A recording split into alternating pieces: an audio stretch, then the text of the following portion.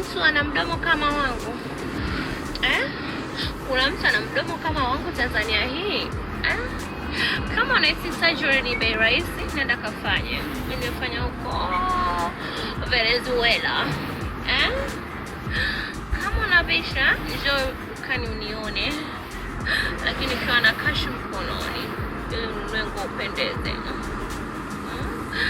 Kama unahisi surgery ni bei rahisi, nenda na wewe ukafanya. Usinipendeza moyo wangu vipi? Kuna mtu ana mdomo kama wangu eh? Kuna mtu ana mdomo kama wangu Tanzania hii eh? Kama unahisi surgery ni bei rahisi, nenda kafanye. Mimi nimefanya huko Venezuela eh? Kama unabisha njoo dukani unione, lakini ukiwa na cash mkononi ili ununue nguo upendeze. Kama unahisi surgery ni bei rahisi, nenda na wewe ukafanya. Usinipendeza moyo wangu vipi? Bana, ni Kojo Berry ambaye umemwona kwenye video clip hapo.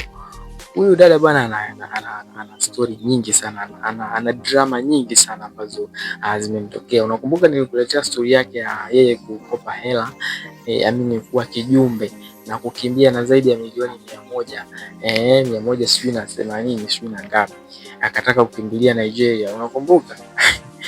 Sasa ile sakata ilikuwa ni zito, na mpaka baadaye kupelekea baadhi ya mastaa kuweza kumchangia hiyo pesa ya dhamana, maana alikuwa anatakiwa dhamana ya milioni 100, si ndio?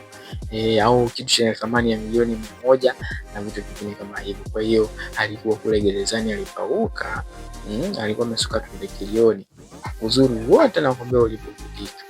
Sasa hapo kwenye hiyo video clip nadhani umemsikia na akizungumzana na anaongea kuhusiana na lips, midomo na surgery and stuff like that. Lakini ni mmoja kati ya wanadada ambao tuseme wanaaminika kwamba amefanya surgery. Yaani hata ukimuona unaweza kuona kwamba amefanya surgery. Na sio kitu kibaya, wenyewe wanadai sio kitu kibaya kufanya surgery. Amefanya surgery ya mdomo, lakini amefanya na surgery ya nini? Ya makalio. Unaona bwana.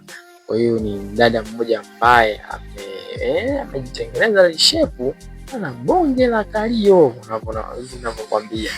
Kama unavyomuona, ana maziwa nakwambia. Mambo ni moto.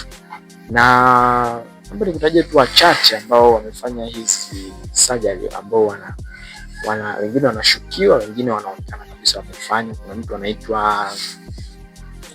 anaitwa Hamisa Mobeto, inasemekana naye amefanya surgery. Nandy the African Princess naye amefanya surgery inasemekana. Zari the Boss Lady amefanya surgery inasemekana, amefanya. Yeye mwenyewe anakiri kabisa nimefanya surgery. Kwa hiyo it's not a strange thing na vitu vingine kama hivyo. Lakini pia mwingine ambaye amefanya surgery ni Tanasha Donna, ambaye amefanya surgery pia ya mdomo.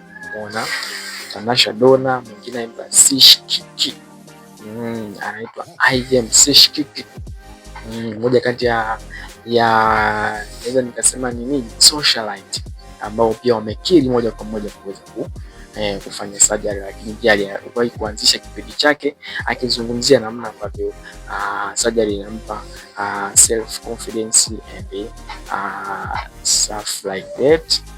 Lakini kuna mwingine anaitwa Muna Love, kuna mwingine anaitwa Malaika Cute ambaye alikuwa mke wa nani, wa Ricardo Momo. Mwingine ni Gigi Mane. Yaani wengi wametajwa kufanya surgery ndio, lakini sio kama Zari aliweza kuulizwa, asema mimi nanipa self confidence na correct yale makosa ambayo naona mimi yananinyima confidence. Kwa hiyo nikiwa nimefanya surgery I'm just feel comfortable. Unajua kwa hiyo wale kama wazungu wale wanakila kila wabongo wakina Gimane. Hamisa, mimi sifikiri shepu yangu ya asili.